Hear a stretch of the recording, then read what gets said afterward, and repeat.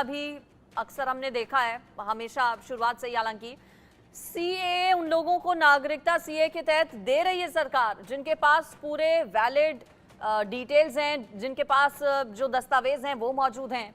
लेकिन रोहिंग्या कितना बड़ा चैलेंज मानते हैं? रोहिंग्या क्या वो इंटरनल फोर्सेस होती जा रही हैं जो कि देश के लिए बहुत बड़ा खतरा है? देखिए, मेरा ऐसा मानना है कि रोहिंग्या जो है इलीगल इमाइग्रेंट्स हैं और ये भारत की सुरक्षा के लिए खतरा हो सकते हैं। और ये रोहिंग्या बड़ी संख्या में ये म्यांमार से जब भाग करके इन्होंने बांग्लादेश के कॉक्स बाजार में शरण ली थी, तो उस समय के बाद से अगर आप देखें तो ये बांग्लादेश के लिए भी काफी चुनौतियां खड़ी कर चुके हैं। और कॉक्स बाजार में जो वहाँ के नेटिव जो सिटीजन्स थे, उनके जो उद्योग धंधों को उन्होंने काफी नकारात्मक तरीके से प्रभावित किया है। और जाहिर है कि इनकी लगातार साजिश भारत में घुसने की होती है। भारत में भी जो कई हजार की संख्या में ये जो भारत के विभिन्न क्षेत्रों में ये रोहिंग्या मौजूद हैं, इनको जाहिर है कि इनको वापस भेजा जाना चाहिए। और इसके लिए म्यांमार की सरकार और बांग्लादेश जाहिर है कि इस प्रक्रिया में म्यांमार से वो पहले से ही बात कर रहा है। तो एक इसके लिए एक संवाद की आवश्यकता है और इसको रोहिंग्या को वापस भेजना भारत की राष्ट्रीय सुरक्षा की एक जरूरत है और इसको गंभीरता के साथ लिया जाना चाहिए। और इस दिशा में जाहिर है कि ये सारे जो कदम सरकार उठा रही है, विशेष रूप से जम्मू एंड कश्मीर की सरकार का जो कदम है, जाहिर है कि बहुत ही सराहनीय है। रोहिंग्या के बारे में मैं एक बात अवश्य कहना चाहूंगा कि इन शरणार्थियों के पास से इलीगल इमाइग्रेंट्स के पास से बहुत सारे ऐसे डॉक्यूमेंट्स जिसमें कि वोटर आईडी कार्ड और आधार कार्ड इत्यादि इत्यादि जो मिल जाते हैं, उसके पीछे भारत के अंदर ही, अपने देश के अंदर ही कई ऐसे जो देश के मैं दुश्मन कहूंगा, गद्दार लोगों को कहूंगा, जो ऐसे इलीगल इमाइग्रेंट्स को अपने चंद रुपयों के लिए, फायदों के लिए इनकी मदद करते हैं और उनको इलीगल तरीके से इस डॉक्यूमेंट्स को मुहैया कराने में मदद करते हैं। तो ऐसे लोगों की भी पहचान की जानी चाहिए कि आखिर ऐसे कौन से लोग हैं देश के अंदर जिन्होंने रोहिंग्या शरणार्थियों को शरण देने के लिए तरह तरीके की सुविधा मुहैया कराई है। और इस तरीके के लोगों का भी पता करना चाहिए। और मेरा ऐसा मानना है कि रोहिंग्या शरणार्थी आप पूरे राष्ट्र की सुरक्षा के लिए एक खतरा पैदा कर सकते हैं। पाकिस्तान की जो खुफिया एजेंसी आईएसआई, उनका जो इस्तेमाल करते हुए उनके माध्यम से भारत के खिलाफ आतंकी साजिशें रख सकती है। तो ये मेरा मानना है कि ये इसके संदर्भ में जो भी सख्त से सख्त कदम उठाए जाने की आवश्यकता है। बिल्कुल। और जो आंकड़ा भी इस वक्त जम्मू कश्मीर में करने की आवश्यकता है। संजीव जी, इस वक्त जो आंकड़ा जम्मू कश्मीर में रोहिंग्याओं का है वो भी चिंताजनक है। और जैसा कि आपने भी कहा और जानकारियां भी इस तरह की हैं कि पाकिस्तान की ओर से रोहिंग्याओं का इस्तेमाल किया जा रहा है, उन्हें आधार बनाया जा रहा है भारत के खिलाफ साजिशें रचने में, अपने मंसूबों को कामयाब करने में। सिवाज सर, बड़ी चुनौती तो है रोहिंग्या, लेकिन आपको क्या लगता है कि अब वाकई में वो समय आ गया है कि जब भारत सरकार को इस पर सख्त एक्शन उठाना चाहिए? इससे पहले हमने म्यांमार का जिक्र किया, बांग्लादेश का जिक्र किया, क्या भारत सरकार को भी इस पूरे मामले पर तेजी दिखानी चाहिए? हाँ बिल्कुल, देखो बहुत सख्ती दिखानी चाहिए। पहली बात तो ये जब रोहिंग्या आए थे तो इनको आईबी और एलसी के पास तो कभी भी सेटल नहीं करना चाहिए था। वो भारत गवर्नमेंट की बहुत बड़ी भूल है, जो पुरानी गवर्नमेंट थी, जिन्होंने इनको वहां पर एक प्रकार से बसाया। मगर आप देखते हैं कि मोडस ऑपरेंडी क्या है पाकिस्तान की आईएसआई की।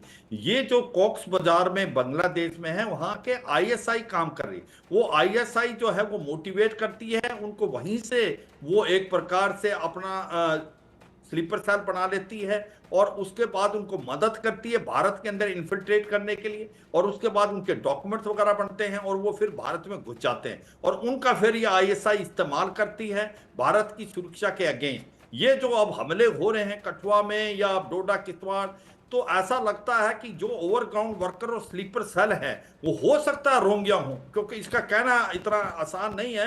मगर ये शक की उंगली जाएगी क्योंकि ये वल्नरेबल सेक्शन हैं, ये इनको आईएसआई ने एक प्रकार से पहले ही रेडिकलाइज कर दिया है। तो ये बहुत बड़ा कॉज ऑफ कंसर्न है। और जो आप कह रहे थे कि 6,000 से 10,000 तो जो आपके जो जम्मू के इलाके में हैं वो भी बहुत ज्यादा हैं, 10,000 से पूरे इंडिया में जितने हम सोच रहे हैं उससे काफी ज्यादा हैं, क्योंकि ये इन्फिल्ट्रेट कर चुके हैं। और इनको कोक्स बाजार के अंदर जो बांग्लादेश की गवर्नमेंट है उसने बहुत सख्ती दिखाई है, वो इनको अंदर नहीं घुसने दे रही बांग्लादेश में।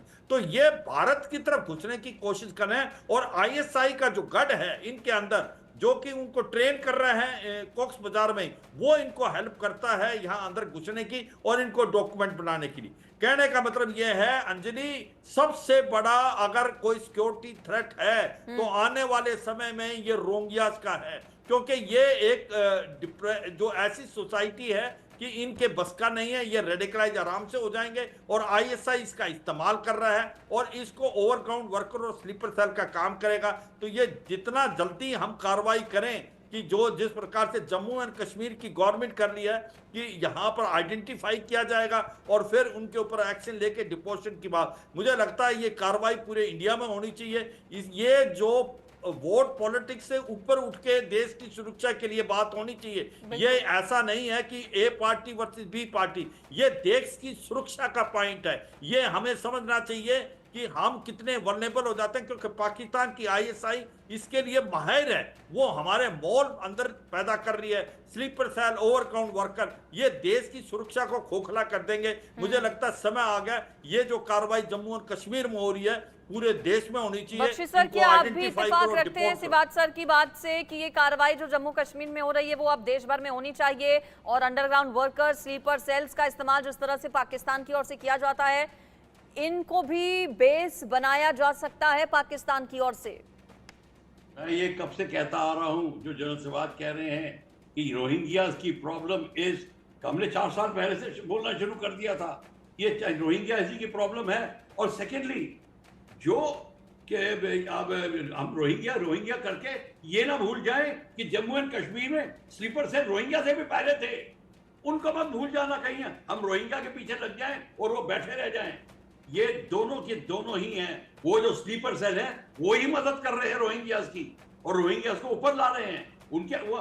और वो स्लीपर सेल कोई छुपा हुआ बंदा नहीं है, कोई वर्कर है, कोई गवर्नमेंट जॉब में है, कोई टीचिंग जॉब में है, कोई हमारे जैसा रिटायर्ड पर्सन है, ऐसे लोग हैं सारे के सारे। तो ये हमको पूरी की पूरी हमको इस बात से पूरी चिंता होनी चाहिए कि किस तरीके से हम स्लीपर सेल्स को रोक सकें। Rohingyas are a major portion of sleeper cell, I agree, but original जो हैं वो बड़े घातक हैं, उनको मत भूल जाइए, इंक्लूडिंग पॉलिटिशियंस, इंक्लूडिंग एवरीबडी। वो सारा हेल्प करते हैं और वही उनकी हेल्प के कारण हो रहा है। आपने खुद टेलीविजन पे उनके घर दिखाए हैं, उनके तहखाने दिखाए हैं। हमें प्रॉब्लम क्या है और ये कब से हो रहा है? तो अब तो Rohingyas and the sleeper cells they combined threat है पूरे हिंदुस्तान के ऊपर, और हिंदुस्तान पे ही नहीं, I mean not only in Kashmir but other places also. अब आप देख लेना, रोहिंग्या यहीं थोड़ी गए हैं, और भी गए हैं। और ये टेररिस्ट एक्टिविटी श्रीनगर से लेकर कन्याकुमारी तक हो रही है, कई जगह पे हो रही है, including Hyderabad, including other places Andhra.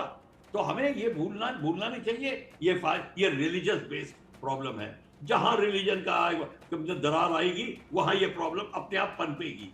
तो इसमें कोई आश्चर्य की बात नहीं है कि ये कैसे पनप रहे हैं। जितना आप डिवीजन करेंगे रिलीजन का, उतना ही प्रॉब्लम होगी। बिल्कुल बख्शी सर। संजीव जी, क्या इनपुट्स कुछ मिले होंगे रोहिंग्यास को लेकर? क्योंकि ऐसे लोगों को इन्फ्लुएंस करना आसान हो जाता है, फैसिलिटीज उनके पास नहीं है, अपनी कोई पहचान नहीं है, नौकरी नहीं है, मूलभूत जरूरतें नहीं है, ऐसे लोगों को क्या इन्फ्लुएंस करना जाहिर है आसान हो जाता है। और ऐसे लोगों को खासतौर पर पाकिस्तान टारगेट में रखता है, अपने ध्यान में रखता है इस्तेमाल करने के लिए भारत के खिलाफ। ऐसे में क्या कुछ इनपुट्स इस तरह के मिले होंगे एजेंसीज को, जिसके बाद इस पूरे एक्शन प्लान की गई है तैयारी? देखिए, रोहिंग्या को लेकर के भारत सरकार में पहले भी आशंकाएं रही हैं, चिंताएं रही हैं, और जम्मू एंड कश्मीर की सरकार ने पहले भी कुछ ऐसे इनिशिएटिव्स लिए थे कि इनको एक सेग्रीगेटेड जोन में वहां पर रखा जाए, उनके ऊपर विशेष वॉच रखी जाए, इत्यादि इत्यादि। आपके पहले भी कई ऐसे कदम लिए गए थे। लेकिन जाहिर है कि वर्तमान समय में जो ये जम्मू कश्मीर में ये स्टेप लिए गए हैं, वो सर्टेन इनपुट्स के बाद ही ये लिए गए होंगे। और मेरा ऐसा मानना है कि भारत की सरकार ये जो कार्रवाई कर रही है, ये रोहिंग्याओं के जो उसके अंदर की जो यूथ है उनका रेडिकलाइजेशन किसी तरह से ना हो, वो किसी भारत की सुरक्षा के लिए विदेशी शक्तियों के हाथों में खेलने न लगे। और जाहिर है कि इस तरह की आशंकाएं पहले भी रही हैं। तो मेरा ऐसा मानना है कि ये जो इनपुट लिए गए हैं, ये जो स्टेप लिए गए हैं, तमाम इनपुट्स के आधार पर लिए गए हैं। लेकिन आवश्यकता इस बात की है कि ये जो प्रोसेस है इनके डिपोर्टेशन का, इसको कंप्लीट कराए जाने के लिए लगातार प्रयास की आवश्यकता है। इस तरीके का जो प्रयास है वो लगातार होना चाहिए। ये भारत की सुरक्षा के लिए, जैसा कि मैंने कहा, जैसा कि हमारे अन्य डिस्टिंग्विश्ड पैनलिस्ट ने कहा, कि ये सुरक्षा के लिए खतरा है। और ये जम्मू एंड कश्मीर में जो कि जाहिर है कि आतंकवाद की घटनाओं से बहुत ज्यादा ग्रसित रहता है, और अभी हाल के समय में जिस तरह की घटनाएं आप देख रहे हैं, तो ऐसे में पाकिस्तान इनका इस्तेमाल करने की कोशिश करता रहा है, इसमें कोई दो राय नहीं है। तो ये जो भारत के सरकार के द्वारा जो कदम लिए जा रहे हैं, कि ये बिल्कुल उचित कदम है। और लेकिन इसका जो प्रयास है इनको वापस भेजने का, जहां कहीं भी ये भारत के अंदर मौजूद हैं, इन सभी को इलीगली माइग्रेंट्स हैं, और इनको सभी को वापस भेजने के लिए एक संकल्पित होकर के और लगातार प्रयास करने की आवश्यकता है। ठीक है, बहुत शुक्रिया आप सभी का इस पर मेरे साथ जुड़ने के लिए, सिवाज सर, बख्शी सर और संजीव जी। तो क्या एक बड़ा खतरा आज की तारीख में रोहिंग्या है, खासतौर पर जम्मू कश्मीर के लिए, चूंकि इन्हें डिपोर्ट करने का पूरा एक्शन प्लान हो चुका है तैयार। एक कमेटी का बाकायदा गठन कर दिया गया है जो रिपोर्ट तैयार कर गृह मंत्रालय को सौंपेगी, और जल्द ही बताया जा रहा है कि इन्हें बाहर का रास्ता भारत सरकार की ओर से दिखाया जाएगा। खबरें इंडिया न्यूज पर आगे भी रहेंगी जारी, फिलहाल एक ब्रेक।